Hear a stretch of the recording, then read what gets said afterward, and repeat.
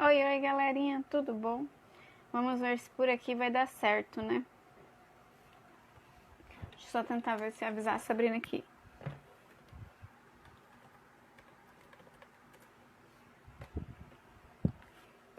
Porque tá complicado a internet hoje. Tô usando o meu 4G pra ver se vai, porque o meu 3G, a minha internet Wi-Fi não tá indo. Vamos ver se a Sabrina consegue entrar por aqui.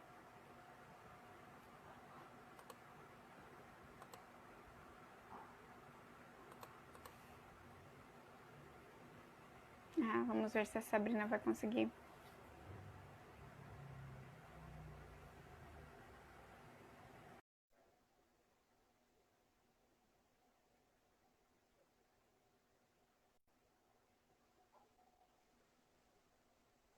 Tô azul. Pois é. Voltei! Aí, Pessoa, que bom! Ai, menina, que coisa, hein? Eu via que você entrava e caía e não eu deu. não sei o que tá acontecendo com a minha internet aqui. Só um Ah, mas você pouquinho. iniciou, deu certo. Então, só pra... Então, Muito louco isso. A internet tem essas coisas mesmo, que ninguém merece. sim. E eu que não tô usando nem meu Wi-Fi, porque meu Wi-Fi aqui tá uma benção. Eu resolvi usar o meu 3G. Falei, vou usar o meu 3G pra ver se vai funcionar. Que Porque é mais o garantido. Wi-Fi é. Olá, Ó, tudo bem, Thelminha? Hoje, né, gente, a gente vai conversar com a Tatiele, da página aqui, Bora Historiar. Acho que todo mundo já segue, é uma página bem bacana e tá sempre trazendo coisas legais, não só sobre o Enem, sobre a história. Eu gosto muito do quadro dos memes, Tati, que você explica os memes, eu acho bem bacana. Eu tô sempre ligadinha aí. E que bom que você está de volta para falar com a gente sobre o iluminismo, né? Nesses tempos aí onde querem ofuscar o brilho do iluminismo, das ciências, é um tema muito importante da gente trazer, né? Desde o século sim, aí, então, século XVIII, esses iluministas, eles lutavam para mostrar que o conhecimento ele é maior do que a fé, né? Que a razão ela tem que ser a busca constante. E agora eles estão querendo retroceder um pouco. Então a gente está aí para relembrar a história, né? Para trazer para a galerinha o que é o iluminismo. E ele é importante não só por ter feito uma transformação na história, por ser uma revolução cultural também, que a gente pode dizer. Ele é importante que vocês podem pegar algumas frases aí, alguns pensamentos, né, de alguns filósofos e trazer aí para sua prova, para sua redação do Enem, mostrar que você tem conhecimento histórico, isso é muito importante. Então a Tati vai falar para a gente hoje sobre essa série de filósofos aí, né? Tem alguns que marcam muito. Eu fiz um resuminho aqui, eu vou falar rapidinho, Tati, só as principais ideias aqui uhum, dos filósofos, tá? De alguns. tranquilo. John Locke vem com a questão da defesa dos direitos inalienáveis, né? Ou seja, todo mundo tem direito à vida, tem direito a ter uma propriedade, né? São direitos que ninguém pode é, usurpar, roubar das pessoas, né? Tem o Voltaire, que é defensor da liberdade de expressão, então ele vem aí defender que a pessoa tem o direito de se expressar, né? E existe uma diferença muito grande entre liberdade de expressão e disseminar o ódio, né? Então não confundam as duas coisas, isso é muito importante, Exatamente. né? A liberdade de expressão ela existe, mas a partir do momento que eu estou fazendo propaganda do ódio, ela já não é mais liberdade de expressão. Tem o Montesquieu, que vem aí com a questão da fragmentação do poder, da divisão do poder aí, né? E que vai ser a base até para a divisão dos nossos poderes em executivos, legislativo, judiciário, né? E o Rousseau também, que é muito importante, que ele fala o seguinte, que nós, seres humanos, somos bons por natureza e quem nos corrompe é a sociedade, né? Então, de acordo com o pensamento dele aí, se a gente quer ser pessoas melhores, nós temos que construir uma sociedade melhor. Então, Exatamente. é um resumão aí do que seriam essas ideias para a gente ver como que elas estão presentes na nossa vida e que elas vão mudar aí a ideia do que é conhecimento, do que é a razão, né? A ideia do que é a busca por esse conhecimento que até então era tão baseada nas questões religiosas e esses filósofos teóricos vão me mostrar, peraí, calma, né? Não é que eles negam totalmente a religião e a fé, mas eles mostram que existe até a fé e a religião tem como a gente explicar através do conhecimento. Então, vou passar a bola aí para você, Tati. Boa noite a todos, é um prazer, Sabrina, estar aqui com você, como sempre. Eu passei por um período aí que eu estava meio afastada das redes sociais, eu ainda estou ali num processo de recuperação, porque esse período agora é um pouco tenso para todo mundo, né? Eu voltei a trabalhar e eu trabalho mais agora do que dentro de uma sala de aula. Eu falo que eu tenho muito mais serviço, porque aqui a gente não tem limite de tempo. O tempo para a gente em casa passa de forma totalmente diferente. Em sala de aula você consegue. Então, é bom voltar aos poucos, assim a gente vai voltando, é sempre bom estar de volta. Vamos falar do iluminismo, igual você falou, é um período que a gente precisa falar sobre ele, porque as pessoas estão refutando a ciência com um achismo, né? Isso não deve existir. Eu não vivo à base do eu acho. Eu sempre falo para os meus estudantes assim, gente, eu não perdi nada para achar. Se eu tiver perdido, eu vou achar. Agora, se eu falar eu acredito em alguma coisa, é totalmente diferente, até porque eu sou livre para acreditar naquilo que eu quero. Eu posso isso, né? É um pensamento iluminista isso, né? Eu ser livre para acreditar no que eu quero. Voltaire mesmo, ele sempre dizia que nós temos que ser livres para isso. Claro que eu não vou acreditar numa coisa, por exemplo, usar as ideologias de Voltaire para defender a ideologia de Hitler, que era exterminar as minorias. Isso não deve existir. Eu não vou usar Voltaire para justificar o machismo, né? Eu não posso falar que tá certo o homem que agride uma mulher, porque uma coisa é uma coisa e outra coisa é outra coisa, as pessoas estão confundindo muito. E o iluminismo é interessante por isso, né? São vários pensadores que querem uma mesma coisa, mas de formas totalmente diferentes. Eles acreditavam de formas diferentes. Nós temos Rousseau, que acreditava que tudo tinha que ser igual, e nós temos Locke, nós temos Adam Smith, que acreditava na propriedade privada, e Rousseau já não acreditava nisso. Então são três pensadores iluministas, mas três pensadores com pensamentos diferentes. Isso que é muito legal no período do iluminismo, né? Essa diferença. E eu sempre brinco com meus estudantes, quando eles vêm me falar, por exemplo, de terra plana, eu falo, gente, Galileu deve estar se revirando no túmulo agora. Copérnico deve estar o quê? Debatendo, lá se estribuchando depois de morto, porque os caras demoram tanto tempo para criar uma teoria. Ficaram a vida toda fazendo essa teoria, né, Tati? Tipo, os caras morreram e demorou para que essa teoria deles fossem aceita e agora a galera vem e quer lutar de novo contra um fato. Exatamente. Eu falei esses dias com o meu estudante, a gente conversando sobre isso, falei, gente, Newton deve estar o quê? Querendo voltar na Terra agora para dar na cara desse povo que não acredita na gravidade. Que acho que isso é uma invenção do nada, assim, porque o cara demorou anos para criar sua teoria, para alguém chegar do nada e falar assim, eu acho que isso não existe. E é uma coisa muito interessante. E algumas coisas interessantes sobre o iluminismo é que ele vem do renascimento cultural e científico, né? Ele vem daquele povo que está saindo da Idade Média, final do século XVI, início do século XVII, final do século, na verdade, no final do século XV, né? Eles já começam a caminhar para o fim, para o Renascimento. E a Europa vinha passando por transformações, assim, muito grandiosas, né? As pessoas vinham passando, as pessoas estavam não deixando de acreditar em Deus. Eu sempre explico isso.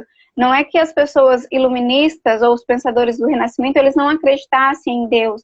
Não é que eles eram ateístas. Até porque na Idade Média, mesmo que fosse em outros deuses, em deuses de culturas denominadas pagãs, mas geralmente as pessoas acreditavam em alguma coisa. Não tinha ninguém que não acreditasse em nada, porque não se tinha muita explicação das coisas, né? Tudo estavam sendo estudados ainda. Então, o ateísmo, eles ligam muito com os iluministas, mas na verdade nem é uma doutrina iluminista. Os iluministas, eles tinham a fé deles, eles acreditavam em alguma coisa, só que eles acreditavam que sim, você poderia acreditar num ser superior, mas que tudo tinha como se explicar. Para eles, a religião e a ciência tinham que andar junto, e não ser duas coisas totalmente separadas. Muito mais ligado aos pensamentos da Idade Antiga, né, onde a religião e a ciência eram basicamente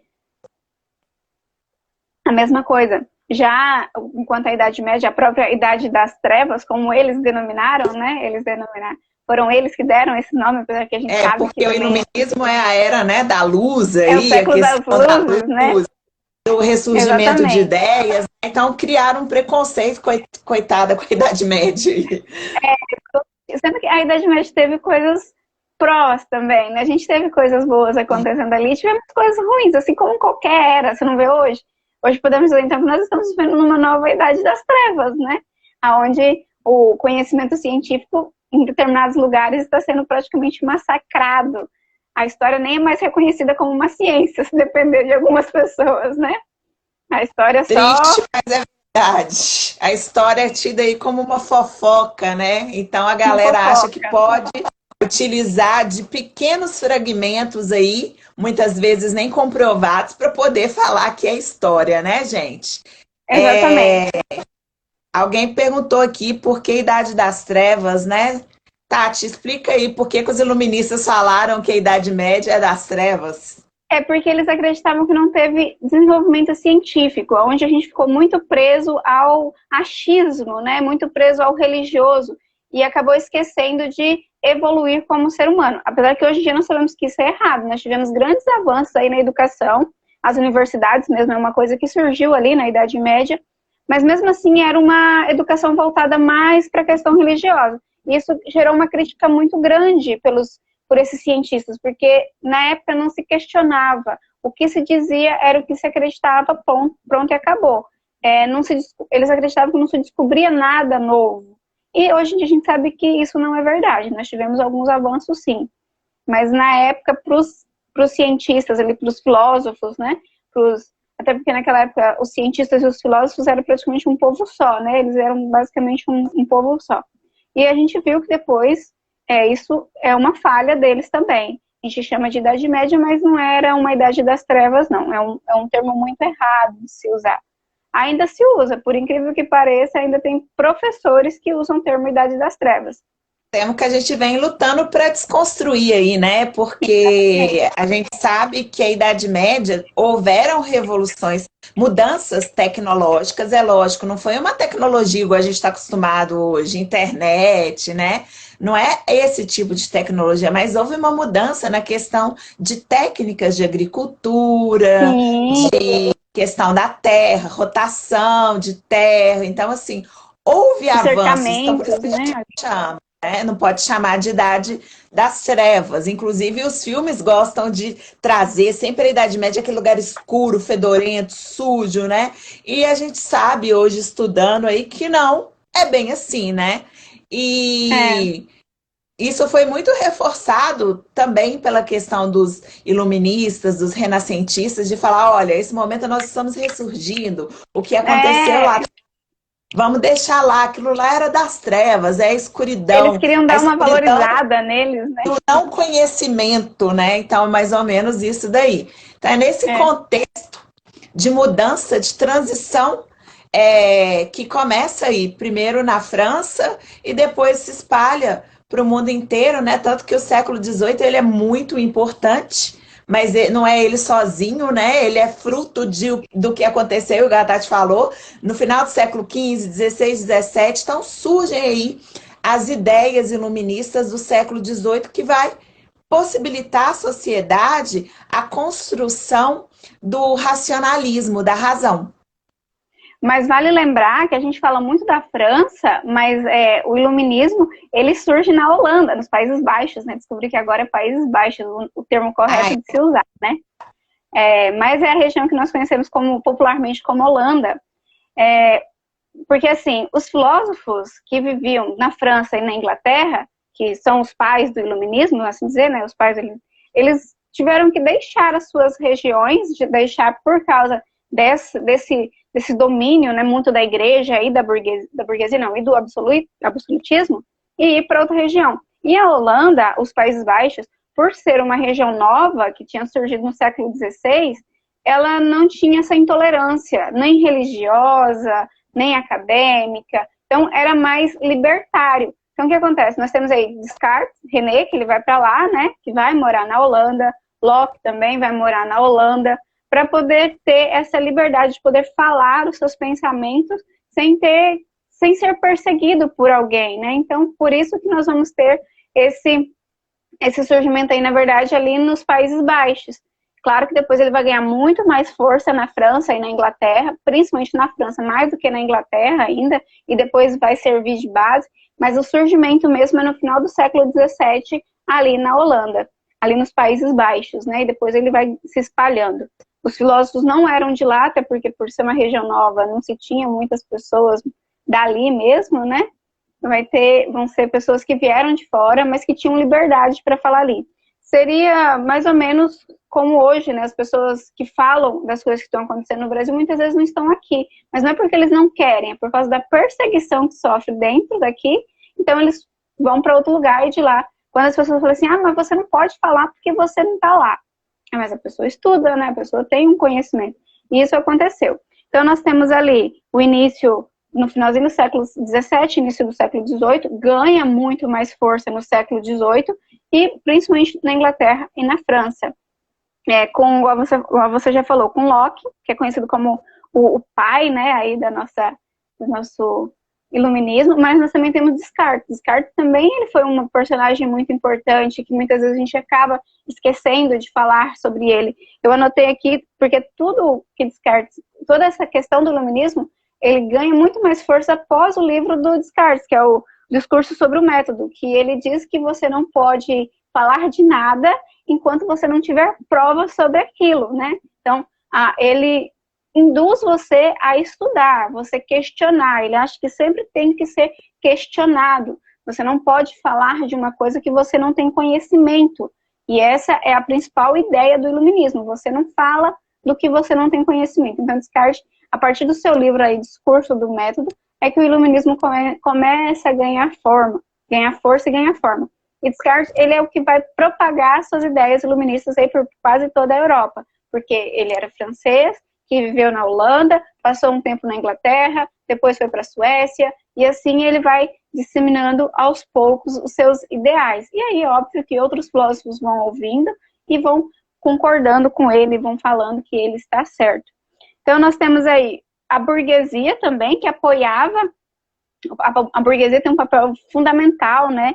Porque a burguesia era boazinha e queria que as pessoas tivessem conhecimento? Não, né? Porque a burguesia estava cansada das ordens tanto da igreja quanto dos reis. Porque mesmo no lugar onde a igreja católica, nesse período a igreja católica já estava começando a perder a sua força, mas a igreja, as novas religiões surgindo, tinham tanta força quanto. Se você pegar na Inglaterra, a religião anglicana, criada pelo rei, então era a religião oficial. Então quem era daquela religião tinha muita força. E a igreja, a burguesia não concordava com isso, eles não achavam correto a forma que eles tinham que ser sempre inferiores. Apesar de ser o poder aquisitivo, muitas vezes, eles eram sempre rebaixados a nada. Eu sempre falo para os meus estudantes assim, no período da Idade Média e da Idade Moderna, meados da Idade Moderna, valia muito mais o ser o quê? Ser de uma nobreza do que o ter. Não adiantava você ser rico, mas você não ser nobre. E ser nobre nem sempre era sinal de riqueza. Muitos nobres, eles eram pobres. Mas eles tinham ali título. Tinha um título. É o nome, né? Os burgueses já tinham, eles eram dono ali da maior parte da riqueza, do poder econômico, mas eles não tinham muitas vezes o prestígio político, né? Esse Exatamente. privilégio de ter um sobrenome ali ligado à nobreza. Então, por isso que também esse movimento ele é muito apoiado por essa burguesia, né? É a gente que luta tanto contra a burguesia aí, mas nesse momento da história, a burguesia ela foi muito importante para esse avanço intelectual. Eu sempre falo para os meus estudantes, assim, a burguesia, hoje que ser burguês é termo de luxo. Mas antigamente ser burguês, até porque a palavra burguês vem do burgo, que era basicamente uma favela em volta vamos for comparar, eram favelas em volta do castelo, eram os burgos, né? Tipo, quem é esse povo? É o povo do burgo, os burgueses, que moram lá, nem moravam no castelo, né, em si, como os nobres. Comentarei que os burgueses compravam títulos. Sim, era muito comum o casamento, né, das filhas de burgueses com filhos de nobre pela troca, né? Os burgueses davam dinheiro para o nobre e o nobre dava o nome da família, dava o título ali para aquela família. Isso se tornou uma prática muito comum, é onde as mulheres que já não tinham um papel muito bom ganham um papel mais ainda de comércio, né? A filha era importante porque poderia trazer um título para os pais, para a família. Então, assim, a burguesia, hoje em dia, ela é super valorizada. A gente brinca do burguês safado e tal, mas naquela época a burguesia, ela brigou para estar onde ela está hoje, né? Querendo ou não porque ela gostava do povo, mas porque ela queria esse status também. Depois nós temos os burgueses aí, investimento, e nós temos também a questão de ir contra o direito divino dos reis. Essa ideia ainda de que os reis eram escolhidos por Deus, que o Deus, né, Deus tinha escolhido o rei, que ninguém poderia questionar isso. Alguns reis até usavam disso para as pragas que aconteciam na época, era um castigo divino porque o povo não estava agradando o rei.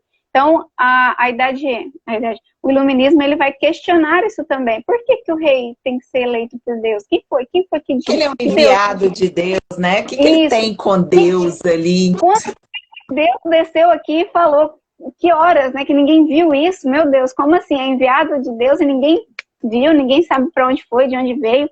Cadê o anjo que prova, né? Ninguém viu esse anjo.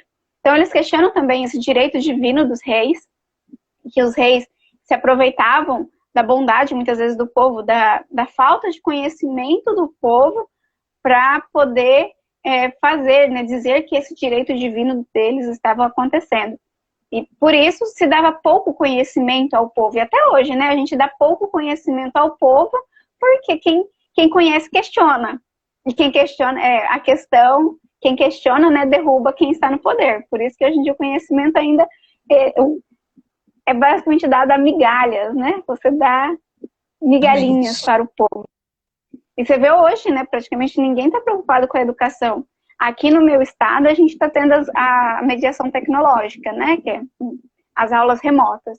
Mas não tem qualidade, não adianta. Então, assim, você vê que hoje em dia também... Você está fazendo as aulas, Tati?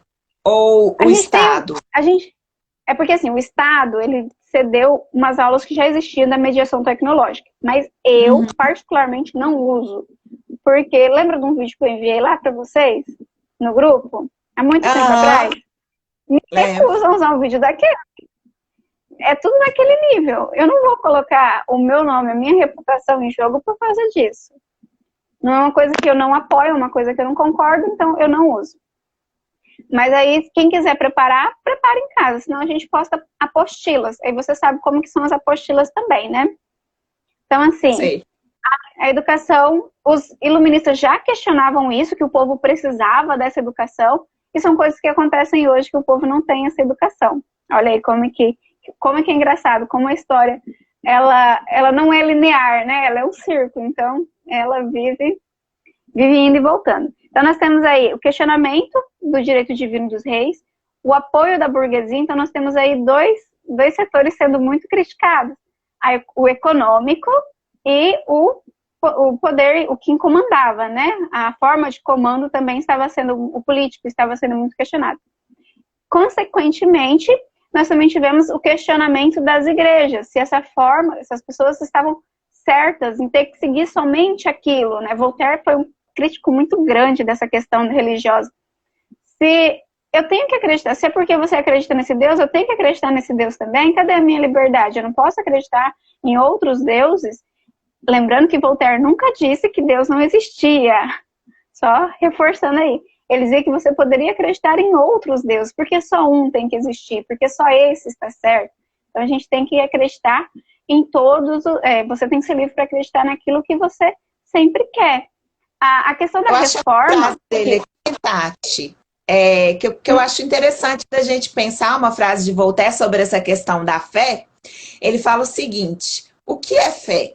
É acreditar naquilo que é evidente? Não.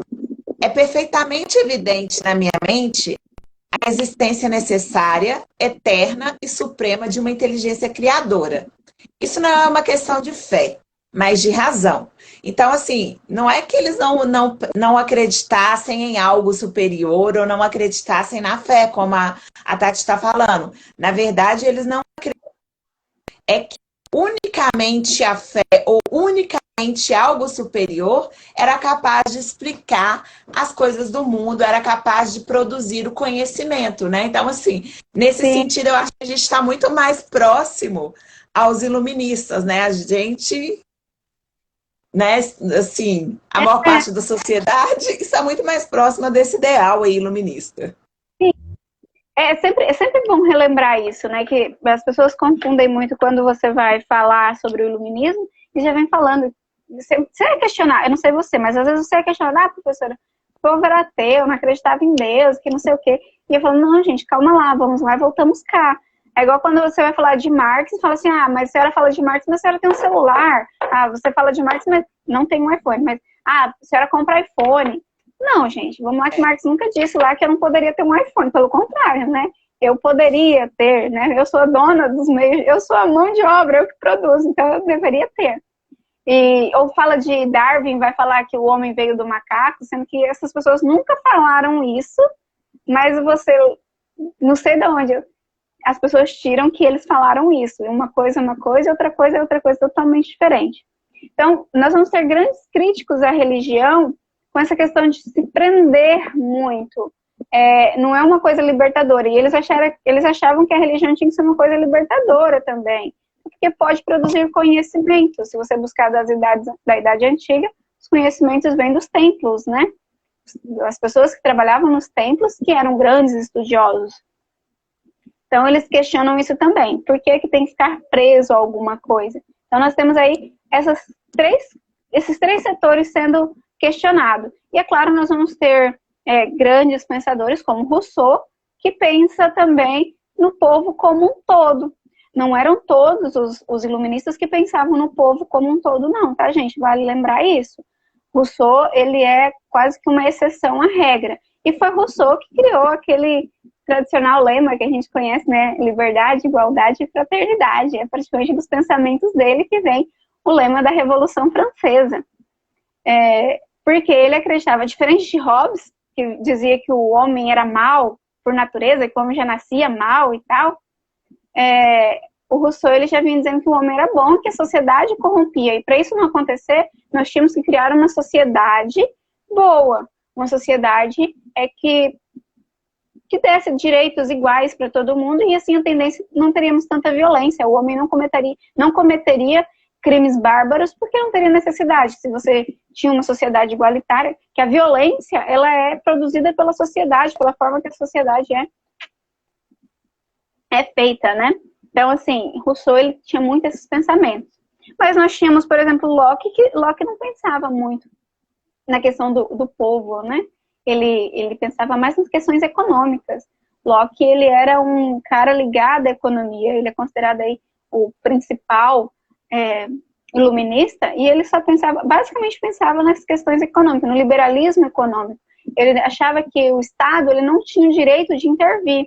E quanto menos intervenção do Estado nós tivéssemos, mais a lei da oferta e da procura funcionaria. Então, mais lucro nós teríamos. E ele acreditava também que a sociedade, um reino, ele valia aquilo que ele produzia. Ele era contra aquela ideia de fisiocracia, né, daquela economia agrária. Ele era muito mais ligado à economia industrial. Por isso que ele depois vai servir como base aí para a Revolução Industrial. Ele vai servir aí como base para os nossos textos da Revolução Industrial. Enquanto Rousseau serve para a Revolução Francesa, nós temos um que vai servir para a Revolução Industrial. Então, assim, ele achava que quanto menos o Estado intervisse, melhor seria. Eu vejo hoje as pessoas falando de liberalismo econômico e fala que tem que ter intervenção do Estado. Eu olho assim, mas, gente, como assim? Uma coisa não tem nada a ver com a outra, não tem como a gente fazer. Gente, coitado de Locke, estão rasgando assim, as teorias de Locke, né? Vamos jogar tudo fora. Então, assim, ele acreditava... não é? Eu falo assim, gente do céu. Ou eu fico pensando, eu devo ter estudado história muito errado, né? Eu me formei em história, me formei errado em história. Porque eu não lembro dessa parte. Então, assim, ele falava que quanto menos intervenção do Estado nós tivéssemos, melhor seria. Então, ele também questionava o absolutismo. Ele também não achava que o rei tinha que ser algo totalmente, né, somente ele ali mandando.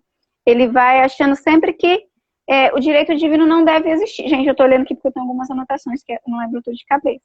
Então, ele vai questionando o direito divino, ele acha que o homem tem que ser livre para fazer essas escolhas também, né? O rei não pode ser algo, tá lá, pronto, acabou. Se não tá bom, a gente tem que tirar. Se não tá bom esse rei, a gente vai ter que tirar esse rei e colocar outro rei aí para ver se fica melhor. Um rei que se interfira menos. Então, nós aqui temos dois grandes filósofos que nós falamos, que foi Descartes e Locke, né? Dois pensamentos aí. Descartes, ele era matemático, né? Quem não gosta de matemática, ele era matemático, tá, gente? Apesar da gente falar dele na filosofia, mas ele era um grande matemático. Então, assim, e o Locke, ele acreditava na liberdade intelectual, que a gente tinha que ser livre para pensar. Ele sempre achou que o homem tem que ser livre para pensar. Errado ele não tá, né? Ele tá super certo. Depois nós temos...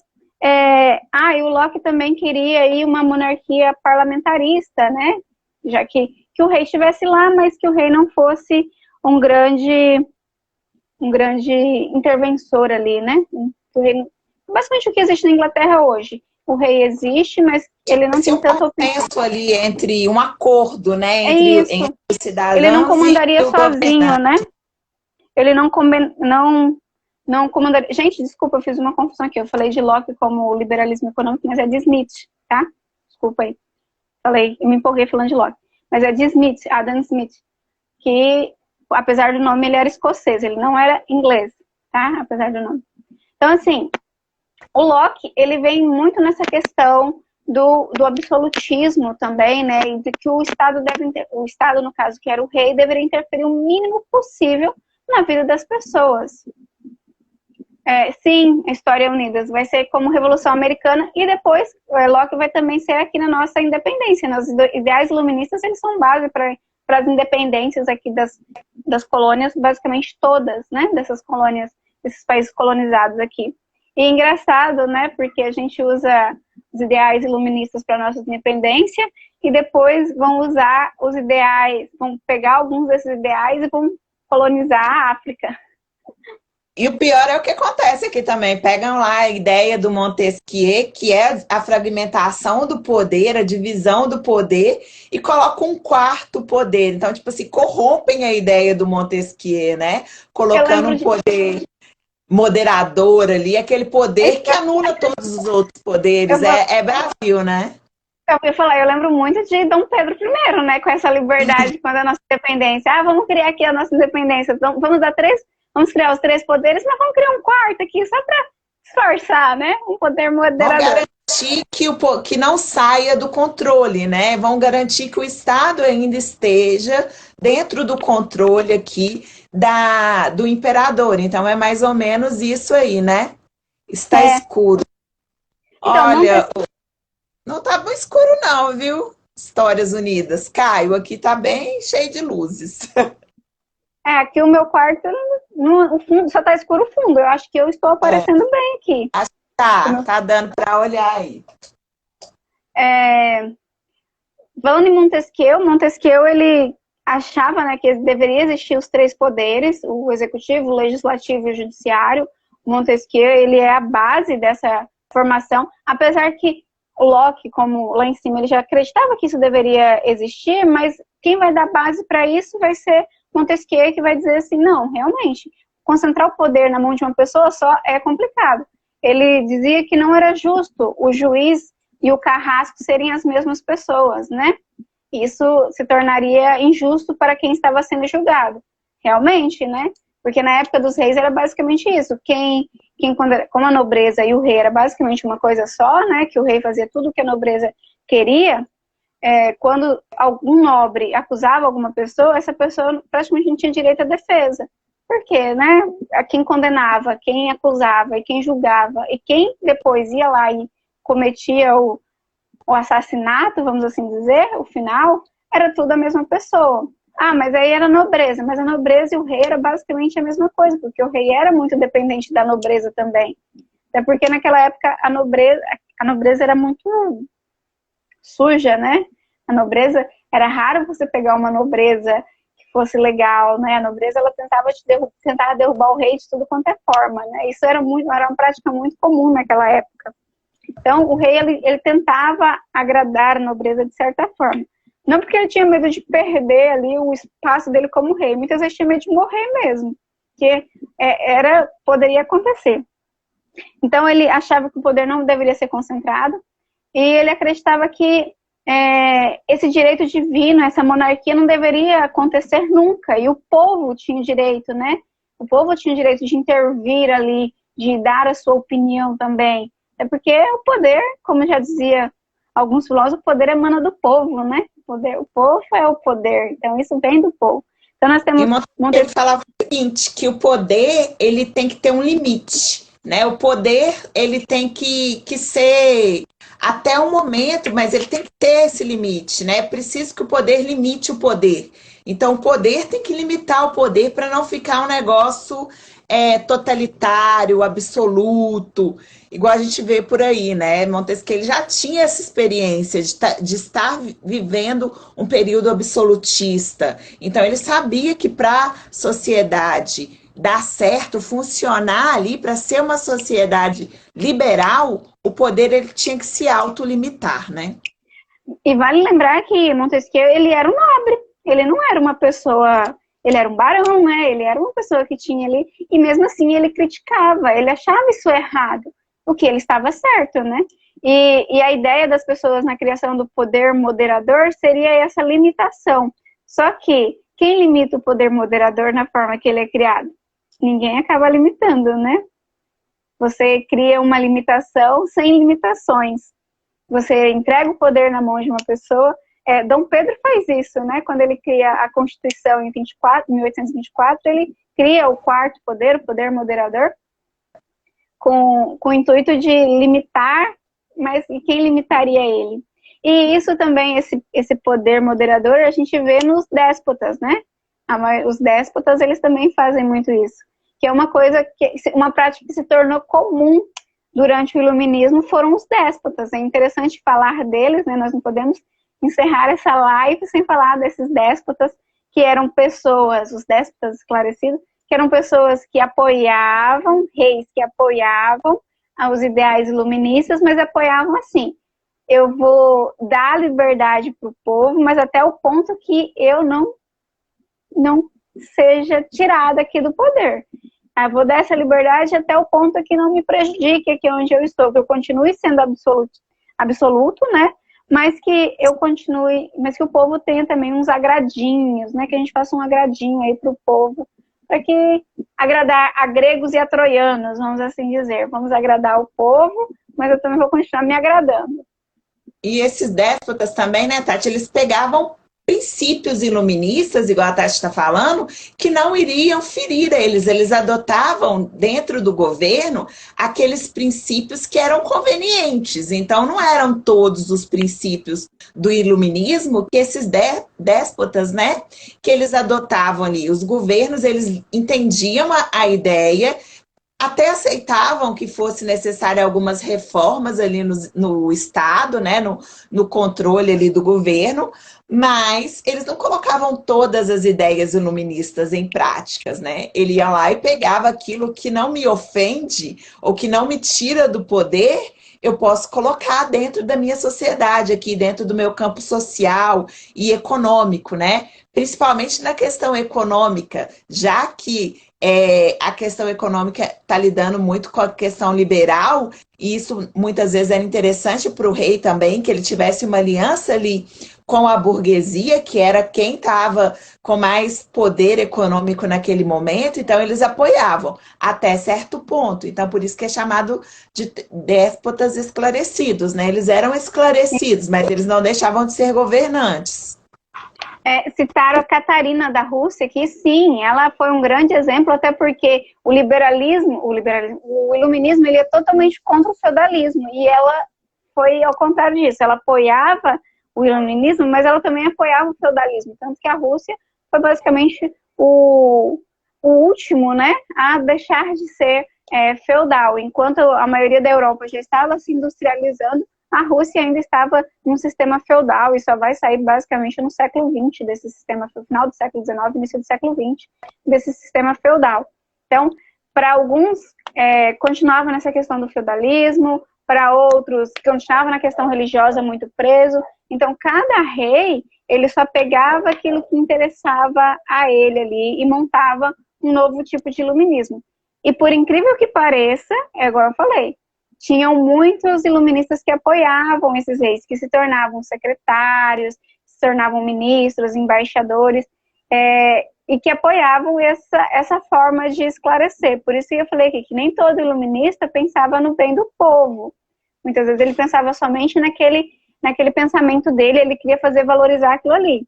Então, se ele se aliasse àquele rei e ele visse que aquilo estava sendo bom para o pensamento dele, que o povo estava seguindo aquele pensamento dele, então beleza, os outros pensamentos não são meus mesmo, então tudo bem, não vou brigar por isso. Claro que nós tínhamos outros que estavam em contrapartida. Mas a sociedade é assim, né? Nós temos muito disso. Eu vou me adaptando àquilo que eu acho que vai fazer bem porque eu penso. E é aí que a gente erra muitas vezes. A gente tem que pensar na sociedade como um todo, né? Rousseau mesmo falava isso, a gente tem que pensar. Eu gosto muito de Rousseau, para mim ele é um dos filósofos iluministas mais incríveis que tem. Ele é zero defeitos, homem perfeito. Ele gostava muito, né?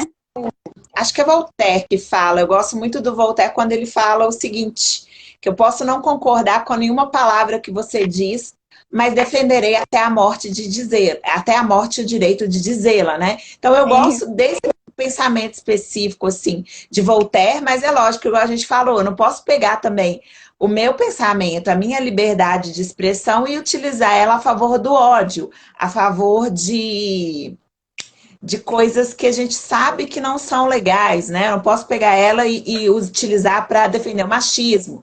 Mas eu tenho a liberdade de acreditar em outras coisas e ter divergências de opinião com você, por exemplo, né? Então eu acho isso legal e eu fui sempre considerada do contra, sabe, Tati? Então talvez seja por isso que eu gosto muito desse pensamento específico de Voltaire, porque eu sempre fui a diferente da galera, então talvez isso, eu defendo que a minha palavra pode não ser igual à sua, mas eu tenho o direito de falar, né?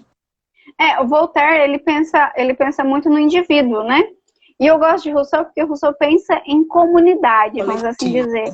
Ele pensa no coletivo, ele pensa na sociedade como um todo, e ele acha que se nós tivermos uma boa base social, é claro que nós vamos diminuir a quantidade de violência. E eu acredito nisso. Projetos sociais, para mim, são a base para o fim da violência. É um fato, para mim, claríssimo. E Você acha que o homem é bom por natureza, a sociedade é que o corrompe?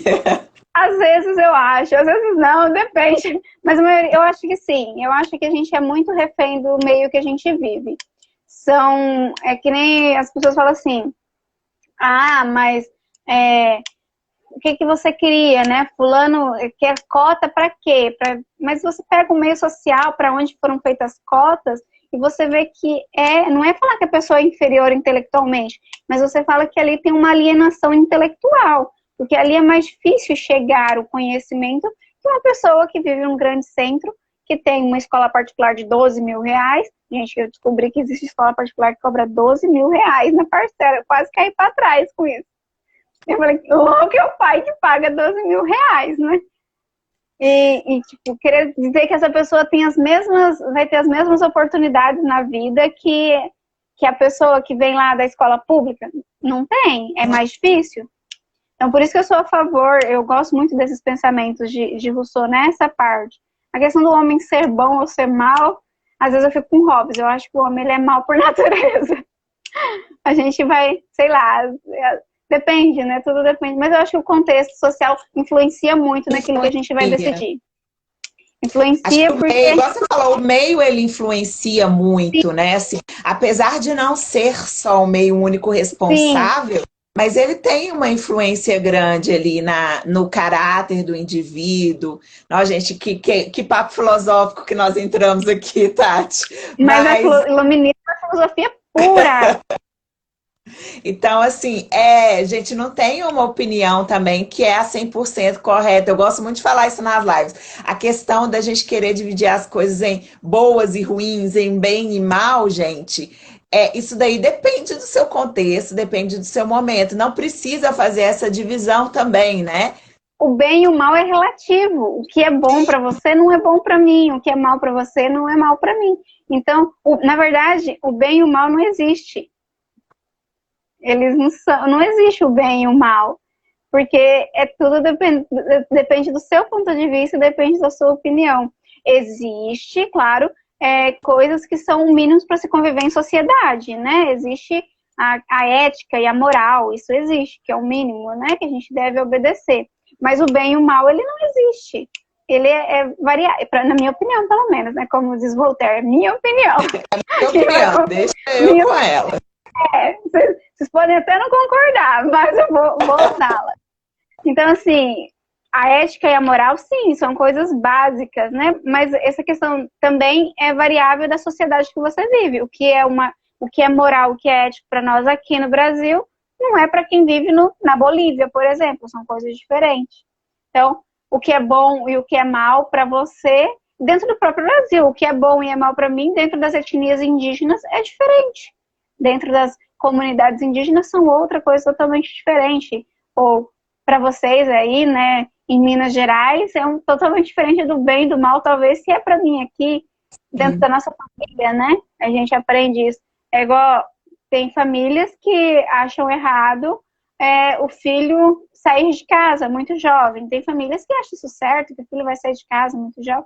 Então, tudo depende da criação também. Da cultura, da criação, do contexto que a O pessoa está meio, né? né? O meio, realmente. A gente tem o Rousseau, igual você falou, né? Ele pensa nessa questão do coletivo aí, né? No poder pelo povo, para o povo, do povo. E por isso que é interessante a gente ver essas ideias, né? Não quer dizer que eles são pessoas que são, não, como que eu vamos dizer, igual a gente está falando, existem pontos das teorias que são maravilhosos, mas existem pontos que são um pouco realmente até contraditórios também dentro das próprias teorias iluministas, né? Mas só da gente poder, né, tá conversando sobre isso, acho que já tem uma influência muito grande do iluminismo, né? E é inegável. Inclusive a questão que eu queria colocar agora é da enciclopédia, né? Que é o grande, e é algo concreto. Tem muitos movimentos que ficam só no campo das ideias, mas o iluminismo, ele trouxe algo concreto para a sociedade, que é essa formação da questão da enciclopédia aí, né, Tati? A junção, a enciclopédia. Gente, eu tenho uma enciclopédia na minha casa, eu tenho uma Barça. A enciclopédia, eu tenho, na verdade é da minha sogra, né? Mas aqui em casa tem aquele kit daqueles livros. Hoje em dia Aquilo você ali encontra... é coisa de rico, viu? Porque eu não tinha, na não. época, sim. Na época era caríssimo. Ih, travou.